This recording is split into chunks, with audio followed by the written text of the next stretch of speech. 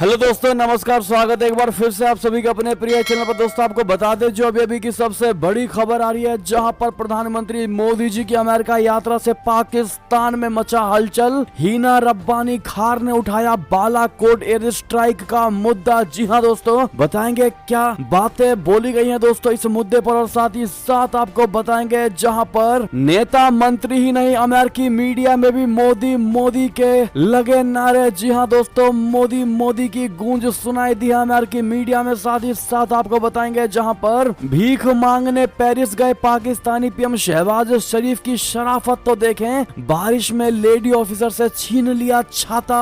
पूरे विश्व में हुई थू थू कराली बेइज्जती। जी हां दोस्तों, साथ ही बताएंगे जहां पर खुद अमित शाह जी ने रैली में लोगों से पूछा कि नरेंद्र मोदी या राहुल गांधी कौन होगा अगला प्रधानमंत्री। तो दोस्तों भीड़ से जो आवाज आई आपको बताने वाले हैं। साथ ही साथ किसान को लेकर और बैंक में नए खाते खुलवाने को लेकर मोदी सरकार का सबसे बड़ा फैसला। तो दोस्तों सारी जानकारी आपको बताने वाले हैं, बने रहेगा वीडियो के अंत तक। और अभी खबरों में आगे बढ़ने से पहले हमेशा की तरह अपने भारत देश का जमकर समर्थन करते और मानते हैं कि भारतीय सेना विश्व की नंबर 1 सेना है और भारतीय संप्रभुता का दिल से समर्थन करते। तो इस वीडियो का भी कर दीजिए लाइक, चैनल को कर दीजिए सब्सक्राइब, बेल आइकन दबाइए, साथ ही कमेंट बॉक्स में लिख दीजिएगा जय हिंद। जी हाँ, तो बात करते हैं पहली और सबसे बड़ी खबर की, जहाँ पर प्रधानमंत्री मोदी जी की अमेरिका यात्रा से पाकिस्तान में मची हलचल। हिना रब्बानी खार ने उठाया बालाकोट एयर स्ट्राइक का मुद्दा। जी हां दोस्तों, प्रधानमंत्री नरेंद्र मोदी अमेरिका के अपने पहले राजकीय दौरे पर है। इस ऐतिहासिक दौरे पर प्रधानमंत्री मोदी जी और अमेरिका के राष्ट्रपति जो बाइडेन ने भारत द्वारा जनरल एटॉमिक्स MQ-9 रिपर सशस्त्र ड्रोन की खरीद को लेकर एक बड़े समझौते की घोषणा की। तो इधर आर्थिक संकट से जूझ रहा भारत का पड़ोसी देश पाकिस्तान बेचैन है। पाकिस्तान के लोगों को डर है कि अगर भारत अमेरिका से संबंध और बेहतर हुए तो पाकिस्तान पर इसका बुरा असर होगा, जो पहले ही चाइना के चंगुल में फंसा हुआ है। इसके अलावा प्रधानमंत्री मोदी जी की अमेरिका यात्रा पर टिप्पणी करते हुए पाकिस्तान की विदेश राज्य मंत्री हिना रब्बानी खार ने कहा कि पाकिस्तान हमेशा संप्रभु देशों के बीच द्विपक्षीय संबंधों को सकारात्मक रूप से देखेगा और उन्हें नकारात्मक दृष्टि से नहीं देखेगा। लेकिन इस दौरान उन्होंने बालाकोट एयर स्ट्राइक तक का मुद्दा उठा डाला। जी हाँ दोस्तों, उन्होंने एक इंटरव्यू में कहा कि किसी भी चीज को नकारात्मक रूप से देखने की कोई आवश्यकता नहीं है। उन्होंने कहा कि पाकिस्तान का एक बहुत ही लड़ाकू पड़ोसी है जिसने 2019 में पाकिस्तान में जेट भेजकर सैन्य दुस्साहस किया था। उन्होंने इस कदम को अभूतपूर्व और अकल्पनीय बताया। हिना रब्बानी का इशारा बालाकोट एयर स्ट्राइक की ओर था। जी हां दोस्तों, बता दें कि 14 फरवरी 2019 को जम्मू और कश्मीर के पुलवामा में हुए आतंकी हमले में CRPF के 40 जवान शहीद हो गए थे। इस हमले से पूरे देश में आक्रोश था। 2 सप्ताह बाद 26 फरवरी 2019 को भारतीय वायुसेना के मिराज 2000 विमानों ने रात के अंधेरे में नियंत्रण रेखा यानी LOC पार करके पाकिस्तान के पूर्वोत्तर इलाके खैबर पख्तूनख्वा के बालाकोट में जैश मोहम्मद के ट्रेनिंग कैंपों पर एयर स्ट्राइक की थी और इस एयर स्ट्राइक में कई आतंकी मारे गए थे। बहरहाल दोस्तों, अब जब पाकिस्तान को यह लग रहा है कि उसके अमेरिका के साथ भारत के रिश्ते घनिष्ठ होते जा रहे हैं, मजबूत होते जा रहे हैं, तो दोस्तों पाकिस्तान में आग लगती नजर आ रही है और लगातार भारत के खिलाफ मुद्दे उठाए जा रहे हैं। ऐसे में दोस्तों आप लोग क्या जवाब देना चाहेंगे हिना रब्बानी खार को? कमेंट में लिखकर अवश्य बताइएगा। दोस्तों आपको बता दें बड़ी खबर, जहां भारत की बहुत साख बड़ी है अमेरिका में, सिर्फ अमेरिका ही नहीं पूरे विश्व में बड़ी है। दोस्तों बता दें नेता मंत्री ही नहीं, अब अमेरिकी मीडिया में भी मोदी मोदी की गूंज। जी हां, वॉशिंगटन पोस्ट से न्यूयॉर्क टाइम्स तक किस मीडिया ने क्या कहा आपको बता दें। दोस्तों प्रधानमंत्री नरेंद्र मोदी की अमेरिका यात्रा पर पूरी दुनिया की नजर है। कल प्रधानमंत्री मोदी जी ने अमेरिकी कांग्रेस के संयुक्त सत्र को संबोधित किया। इसके अलावा भारत और अमेरिका के बीच कई रक्षा सहयोग समझौते पर भी हस्ताक्षर किए। ऐसे में अमेरिकी मीडिया में भी प्रधानमंत्री मोदी जी के दौरे की जबरदस्त कवरेज हो रही है। New York times, Washington post, CNN जैसे प्रमुख मीडिया संस्थानों ने प्रधानमंत्री मोदी जी के अमेरिका दौरे को लेकर काफी विस्तार से लिखा है। इसमें भारत अमेरिका संबंध और चाइना पर पड़ने वाले प्रभाव की जानकारी दी गई है। वॉशिंगटन पोस्ट ने क्या लिखा है दोस्तों आपको बता दें, उसने लिखा है कि पीएम मोदी का अमेरिका दौरा चाइना के लिए एक बहुत बड़ा लेकिन गुप्त संदेश है। साथ ही साथ पीएम मोदी का अमेरिका दौरे में बीजिंग के विस्तार को रोकना एक अहम मुद्दा है। पोस्ट ने यह भी लिखा है कि पिछले कुछ साल में अमेरिका और भारत के संयुक्त बयानों में उत्तर कोरिया के मिसाइल परीक्षण की निंदा की गई है। साथ ही साथ दोस्तों न्यूयॉर्क टाइम्स ने भी पीएम मोदी जी की जमकर तारीफ करते हुए कहा है कि बाइडेन पीएम मोदी का भव्य स्वागत कर रहे हैं क्योंकि वे भारत अमेरिका संबंधों को मजबूत करना चाहते हैं। साथ ही साथ दोस्तों ऐसे ही CNN ने भी पीएम मोदी के दौरे को चाइना से जोड़ते हुए बहुत सही बातें भारत के पक्ष में लिखी हैं। दोस्तों बहरहाल पहली बार इतने अधिक मात्रा में पीएम मोदी जी के पक्ष में अमेरिकी मीडिया दिखाई दे रही है दोस्तों। और भारत ही नहीं, अब अमेरिकी मीडिया में भी मोदी जी की गूंज देखने को मिली है। चलते हैं दोस्तों अगली खबर की तरफ, जहां पूर्व राष्ट्रपति बराक ओबामा ने जो बाइडेन को दे दी है सलाह। कहा है कि भारत में मुस्लिमों की सुरक्षा पर प्रधानमंत्री मोदी से बात करें। जी हां दोस्तों, बता दें पूर्व अमेरिकी राष्ट्रपति बराक ओबामा ने अमेरिका के न्यूज चैनल CNN से बात करते हुए मौजूदा राष्ट्रपति जो बाइडेन को सलाह दी है कि वो भारत के प्रधानमंत्री नरेंद्र मोदी से मुस्लिमों की सुरक्षा पर बात करें। CNN के इंटरनेशनल बीट कवर करने वाले एंकर क्रिस्टियन अमनपोर के साथ एक विशेष साक्षात्कार में अमेरिका के पूर्व राष्ट्रपति बराक ओबामा ने कहा कि यदि वर्तमान अमेरिकी राष्ट्रपति जो बाइडेन भारतीय प्रधानमंत्री नरेंद्र मोदी से मिलते हैं तो भारत में मुस्लिम अल्पसंख्यक की सुरक्षा पर बात करें। दोस्तों, अमेरिका के पूर्व राष्ट्रपति बराक ओबामा ने कहा, सबसे पहले उन्होंने प्रधानमंत्री नरेंद्र मोदी जी को अपना मित्र कहकर संबोधित किया। उन्होंने कहा कि भारत में मुस्लिमों की सुरक्षा एक चिंता का विषय है। बराक ओबामा का ये इंटरव्यू गुरुवार 22 जून को ग्रीस में हुआ और उसी दिन पीएम मोदी जी की व्हाइट हाउस की आधिकारिक यात्रा भी हुई। अमेरिकी राष्ट्रपति पद पर रहने के दौरान कई विश्व नेताओं के साथ मुलाकात के दौरान जटिलताओं पर चर्चा करते हुए ओबामा ने साक्षात्कार में स्वीकार किया कि राष्ट्रपति कार्यालय में अपने कार्यकाल के दौरान उन्हें ऐसे नेताओं के साथ जुड़ना पड़ा जिनसे वे कभी कभी सहमत नहीं होते थे। उन्होंने कहा कि यदि राष्ट्रपति Joe Biden PM Modi ji से मिलते हैं तो बहुसंख्यक हिंदू भारत में मुस्लिम अल्पसंख्यकों की सुरक्षा का उल्लेख करना उचित है। यदि आप जातीय अल्पसंख्यकों के अधिकारों की रक्षा नहीं करते हैं तो इस बात की प्रबल संभावना है कि भारत इससे बाहर जाना शुरू कर देगा। बहरहाल दोस्तों, ऐसे में ओबामा को आप लोग क्या जवाब देना चाहेंगे जो इस प्रकार के प्रधानमंत्री मोदी जी की अमेरिकी यात्रा पर भारत में अल्पसंख्यक मुस्लिम समुदाय की सुरक्षा पर पीएम मोदी जी से बात करने की बात कह रहे हैं, जबकि दोस्तों पूरा विश्व जानता है कि भारत में हर एक अल्पसंख्यक पूर्ण रूप से सिक्योर है। अगर वास्तव में बराक ओबामा को बात करवानी है तो पाकिस्तान में रह रहे उन सभी अल्पसंख्यकों के मुद्दे पर बात करवानी चाहिए जो वास्तव में दोस्तों सफर कर रहे हैं, वास्तव में ग्रसित होते दिखाई दे रहे हैं, जिनके पास वास्तव में बहुत बड़ा संकट और लगातार पाकिस्तान में अल्पसंख्यकों की संख्या घटती जा रही है और उन पर अत्याचार हो रहे हैं जो पूरा विश्व देख रहा है, उसके बावजूद भी आंखें मूंद करके बैठा हुआ है। बहरहाल दोस्तों, ऐसे में आपका बराक ओबामा को जवाब तो बनता ही है। देखते हैं हर एक भारतीय क्या इस मुद्दे पर अपनी राय रखते हैं। साथ ही साथ दोस्तों, आज जितना ज्यादा हो सके इस वीडियो को शेयर कर दीजिएगा व्हाट्सएप फेसबुक पर, ताकि हर कोई अपनी राय रख सके और इस खबर को देख सके। बात करते हैं एक और खबर की, जहां पर भीख मांगने पेरिस गए पाकिस्तानी पीएम शहबाज शरीफ की शराफत तो देखिए। बारिश में लेडी ऑफिसर से छीन लिया छाता,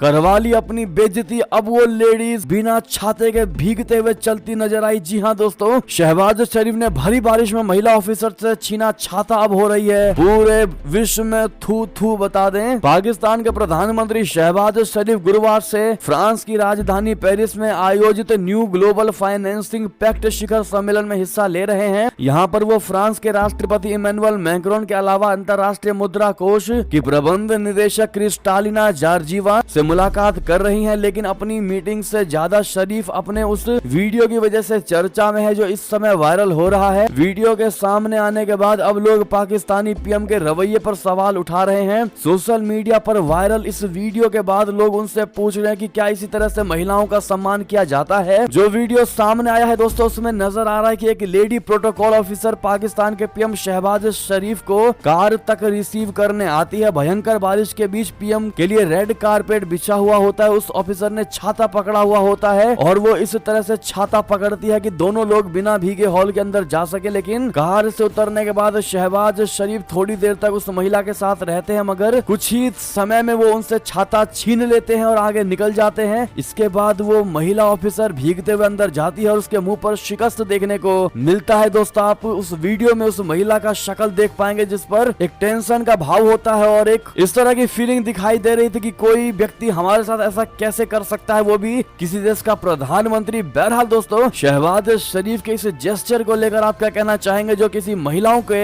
साथ इस प्रकार के व्यवहार करते हैं? बहरहाल इस पर आपकी राय तो बनती है। दोस्तों, जिस देश के प्रधानमंत्री को इतनी सीख नहीं है कि किसी महिला के साथ कैसा व्यवहार करना चाहिए, वो आखिर देश को कैसे ही चला पाएगा? बहरहाल दोस्तों, शहबाज शरीफ के इस जेस्चर को लेकर आपकी राय तो बनती है। चलते अगली खबर की तरफ, जहां पर पाकिस्तान की तरह श्रीलंका ने भी समंदर से 22 भारतीय मछुआरों को किया अगवा। आखिर सफाई में उसने क्या कहा आपको बता दें। समंदर में मछली पकड़ने वाले 2 दर्जन भारतीय मछुआरों को श्रीलंका की नौसेना पकड़कर अपने देश ले गई। भारत की ओर से जवाब मांगे जाने पर श्रीलंकाई नौसेना ने कहा कि जिन मछुआरों को गिरफ्तार किया गया है वे जाफना के के डेल्फ्ट द्वीप के उत्तर पश्चिम में उसके जल क्षेत्र में मछलियां पकड़ रहे थे। अब उन मछुआरों को श्रीलंकाई जेलों में रखा जाएगा। श्रीलंका की नौसेना द्वारा भारतीय मछुआरों को पकड़े जाने की ये घटना पाकिस्तान से घटित होने वाली घटनाओं जैसी है। हर साल पाकिस्तान अरब सागर से इसी तरह सैकड़ों भारतीय मछुआरों को कैद कर लेता है। उसके बाद उन्हें कराची या अन्य शहरों की जेलों में रखा जाता है। कई साल बीत जाने पर उनकी रिहाई होती है और कुछ को तो वहीं मार भी डाला जाता है। न्यूज एजेंसी पीटीआई की रिपोर्ट के मुताबिक श्रीलंकाई नौसेना ने एक बयान में कहा कि हमने बुधवार 21 जून की देर रात श्रीलंकाई जल क्षेत्र में अवैध रूप से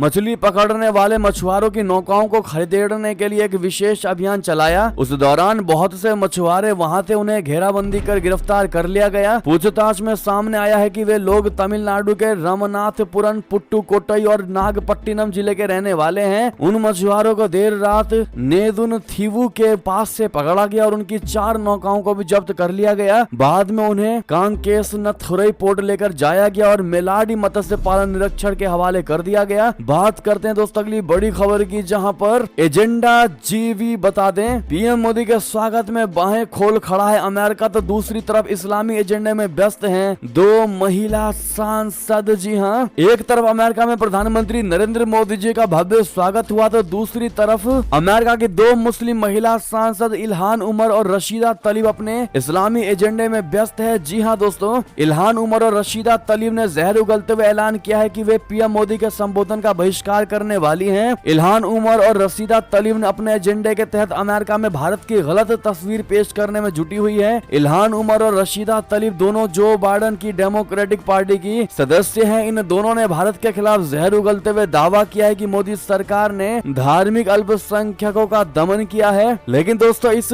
मुस्लिम नेता को मिला करारा जवाब। जी हां, अमेरिका के नेशनल कमीशन फॉर माइनॉरिटीज के पूर्व वाइस चेयरमैन आतिफ रशीद ने इल्हान उमर और रशीदा तलीब के फैसले की आलोचना की है। उन्होंने कहा कि ये दोनों महिला मुस्लिम नेता जहर उगल रही है और अपने नफरत के एजेंडे के तहत भारत की गलत तस्वीर को दिखा रही है। रशीद ने कहा कि मैं भारत के धार्मिक अल्पसंख्यक समुदाय से हूं, लेकिन मैं प्रधानमंत्री नरेंद्र मोदी के भारत में अपनी धार्मिक स्वतंत्रता और धार्मिक पहचान के साथ स्वतंत्र रूप से रहता हूं। जी हां, उन्होंने कहा कि भारत में हर संसाधन में मेरी बराबर की हिस्सेदारी है। मुझे भारत में जो भी बोलना है बोलने की आजादी है। रशीद ने आगे कहा कि उन्हें भारत में जो चाहे लिखने की भी आजादी है। आप लोग कृपया करके नफरती एजेंडे को ना फैलाएं। आपकी मंशा हमें पता है कि आप लोग इस तरह की बातें करके क्या साबित करना चाहते हैं, लेकिन जिस प्रकार की आप झूठा प्रोपेगेंडा फैला रहे हैं, वास्तव में हमारा भारत ऐसा नहीं है और ना ही पीएम मोदी जी वैसे हैं। बहरहाल दोस्तों, ऐसे में आप लोग इन दोनों मुस्लिम महिला सांसद को क्या जवाब देना चाहेंगे, कमेंट में लिखकर अवश्य बताइएगा। जिनका कनेक्शन पूर्ण रूप से पाकिस्तान से है दोस्तों, और जो पाकिस्तान से वो भारत के खिलाफ ही ना करे, ऐसा तो हो ही नहीं सकता। बात करते हैं एक और बड़ी खबर की, जहां पर क्या टाइटैनिक देखने गए सभी यात्रियों की हो गई मौत क्योंकि जहाज के पास दिखा मलबा। इसकी जांच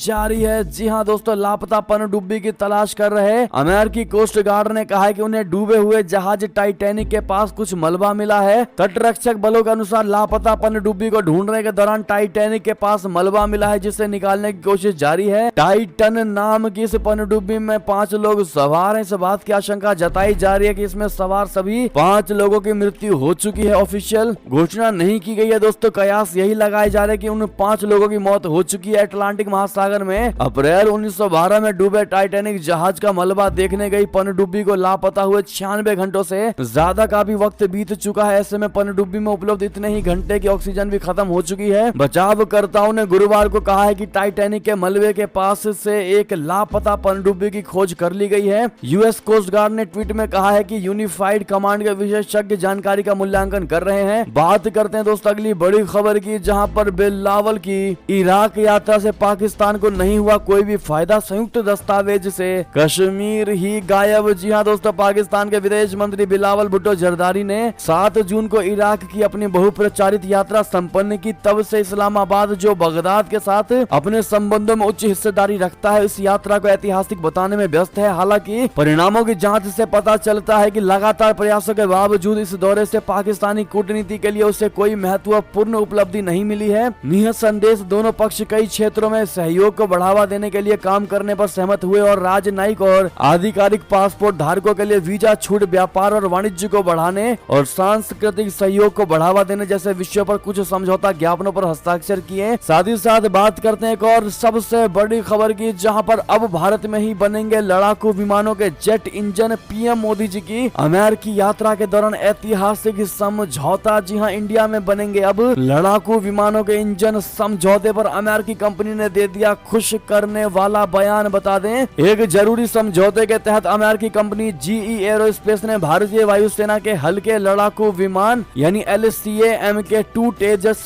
के जेट इंजन के संयुक्त उत्पादन के लिए गुरुवार को हिंदुस्तान एरोनॉटिक्स लिमिटेड यानी HAL के साथ समझौता किया। गुरुवार को इस समझौते की घोषणा प्रधानमंत्री नरेंद्र मोदी की अमेरिका की राजकीय यात्रा के दौरान हुई है। प्रधानमंत्री नरेंद्र मोदी जी अभी अमेरिकी राष्ट्रपति जो बाइडेन और जिल बाइडेन के निमंत्रण पर अमेरिका की यात्रा पर है। अमेरिकी कंपनी ने अपने बयान में कहा है कि इस समझौते में जीई एरोस्पेस के F414 इंजन के भारत में संयुक्त उत्पादन की संभावना शामिल है और जीई एरोस्पेस अमेरिकी सरकार के साथ इस उद्देश्य के लिए जरूरी निर्यात प्राधिकार प्राप्त करने के वास्ते काम करना जारी रखेगा। उसने HAL के साथ समझौता ज्ञापन को भारत और अमेरिका के बीच रक्षा सहयोग को महत्वपूर्ण करार दिया है। ऐसे में अगर आप भी खुश हैं दोस्तों तो इस डील के लिए अपने भारतीय वायुसेना को ऑल द बेस्ट जरूर कह दीजिएगा। चलते अगली खबर की तरफ, जहां पर यूक्रेन ने ताबड़तोड़ मिसाइल अटैक करके तोड़ डाली रशिया की सामरिक डगर। क्रीमिया का द्वार हुआ चकनाचूर। जी हां दोस्तों, यूक्रेन रशिया युद्ध के बीच यूक्रेनी सेना ने रूसी सेना को मात देते हुए खेरसान क्षेत्र और क्रीमिया को जोड़ने वाले एक अति महत्वपूर्ण पुल पर ताबड़तोड़ मिसाइल दाग कर उसे नेस्तनाबूद कर दिया है। इससे रूसी सेना का संपर्क क्रीमिया और खेरसान के बीच टूट गया है। दोनों क्षेत्रों में रशिया द्वारा नियुक्त अधिकारियों ने इस हमले की पुष्टि की है। रशिया द्वारा नियुक्त खेरसान के गवर्नर व्लादिमीर साल्डो ने कहा है कि पुल पर स्टॉर्म शैडो मिसाइलों से हमला करने की संभावना है, जिससे सड़क क्षतिग्रस्त हो गई है। हालांकि साल्डो ने एक अलग मार्ग के जरिए यातायात को बहाल करने का दावा किया है। इस हमले में किसी के हताहत होने की कोई सूचना नहीं है। तो उधर क्रीमिया के गवर्नर सर्गेई अक्सयोनोव ने कहा है कि विशेषज्ञ निर्धारित करने के लिए साइट की जांच कर रहे हैं कि पुल पर यातायात कब फिर से शुरू हो सकती है। बात करते हैं एक और खबर की, जहां पर पाकिस्तान में कड़े विरोध के बाद यूनिवर्सिटी में होली मनाने पर बैन का फैसला वापस ले लिया गया है। जी हां दोस्तों, पाकिस्तान के हायर एजुकेशन कमीशन ने विरोध के बाद अपने होली पर बैन का फैसला अधिसूचना वापस ले ली है। पाकिस्तान के उच्च शिक्षा आयोग यानी हायर एजुकेशन कमीशन ने गुरुवार को इस संबंध में लेटर जारी करके ये सूचना दे दी है। HEC ने पहले होली मनाने पर रोक लगा दी थी। उसका ये आदेश कायदे आजम विश्वविद्यालय के छात्रों द्वारा 12 जून को परिसर में होली मनाने और उस इंसिडेंट का वीडियो वायरल होने के कुछ दिन बाद आया था। बहरहाल दोस्तों, बात करें एक और खबर की, जहां पर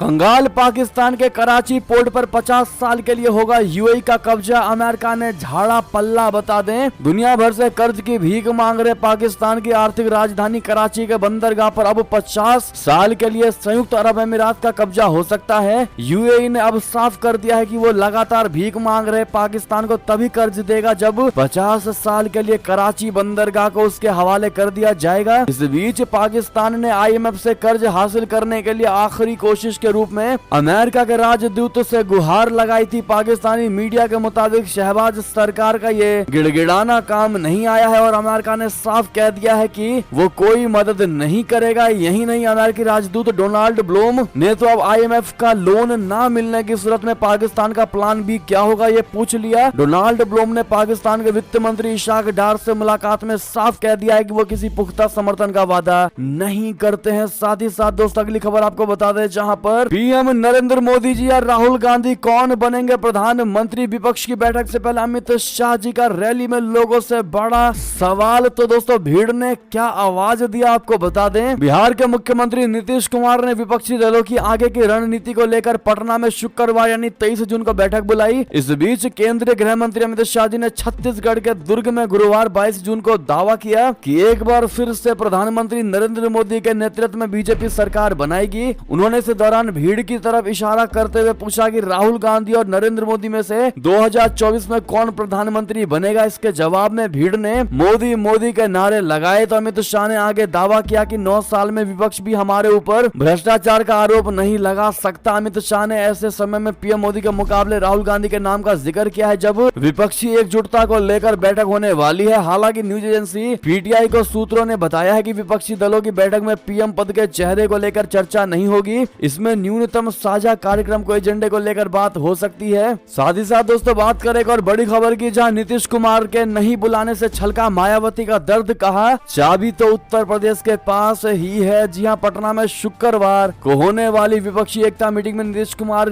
के नहीं बुलाने पर मायावती का दर्द छलका। मायावती ने कहा कि यूपी में लोकसभा की 80 सीट चुनावी सफलता की कुंजी कहलाती है, पर विपक्षी पार्टियों के रवैये से ऐसा नहीं लगता है कि वे यहाँ अपने उद्देश्य के प्रति गंभीर और सही मायने में चिंतित हैं। बिना सही प्राथमिकताओं के साथ यहाँ लोकसभा चुनाव की तैयारियां क्या वाकई जरूरी बदलाव ला पाएगी? दोस्तों, इतना ही नहीं, बताते कि पटना पहुंच चुकी है ममता बनर्जी। लालू यादव के छुए पैर और कह दी ये बात बता दें। पटना में शुक्रवार को होने वाली विपक्षी दलों की बैठक से एक दिन पहले पश्चिम बंगाल की मुख्यमंत्री ममता बनर्जी पटना पहुंच चुकी है। उन्होंने पटना में लालू यादव से मुलाकात की। सियासी मायने में मुलाकात का नजारा बेहद दिलचस्प था। ममता बनर्जी ने पहले बिहार की मुख्यमंत्री राबड़ी देवी से मुलाकात की। राबड़ी देवी ने उनका गुलदस्ते के साथ स्वागत किया। उसके बाद ममता बनर्जी ने लालू यादव के पैर छूकर आशीर्वाद लिए। इस दौरान ममता बनर्जी के साथ उनके भतीजा अभिषेक बनर्जी भी मौजूद थे। उनके अलावा तेजस्वी यादव भी वहां मौजूद रहे। उन्होंने लालू यादव के पैर छूते हुए कहा कि लालू जी को देखकर मुझे बहुत खुशी हो रही है। वो भाजपा से मुकाबला करने के लिए काफी मजबूत दिखाई दे रहे हैं। साथ ही साथ अगली खबर की बात करें, जहां पर मोदी सरकार बदलने जा रही है बैंक अकाउंट खोलने का नियम। आखिर क्या है नया प्रावधान, बता दे। बैंक अकाउंट खुलवाने वाले ग्राहकों के लिए जरूरी खबर है। अगर आप भी आने वाले दिनों में अपना बैंक अकाउंट ओपन करवाने वाले हैं या प्लान कर रहे हैं, तो अब सरकार की तरफ से जल्दी नियमों में बड़ा बदलाव किया जा सकता है। देश भर में तेजी से बढ़ रहे ऑनलाइन फ्रॉड को रोकने के लिए सरकार अब नया नियम लाने का प्लान बना रही है, जिसके तहत बैंक खाता खोलने और नया सिम कार्ड जारी करने के